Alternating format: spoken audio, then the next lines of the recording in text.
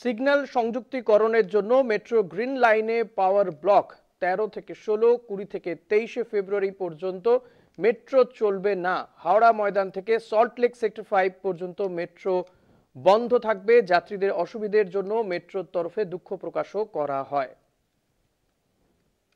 আপনাদেরকে আরো একবার জানিয়ে রাখবো, হাওড়া থেকে সেন্ট্রাল পার্ক পর্যন্ত সিগন্যাল সংযুক্তিকরণের জন্য মেট্রো গ্রিন লাইনে পাওয়ার ব্লক ১৩ থেকে ১৬, ২০ থেকে ২৩শে ফেব্রুয়ারি পর্যন্ত মেট্রো চলবে না। হাওড়া ময়দান থেকে সল্টলেক সেক্টর 5 পর্যন্ত মেট্রো চলাচল বন্ধ থাকবে। যাত্রীদের অসুবিধের জন্যই এই ইতিমধ্যে মেট্রোর তরফে দুঃখ প্রকাশও করা হয়েছে।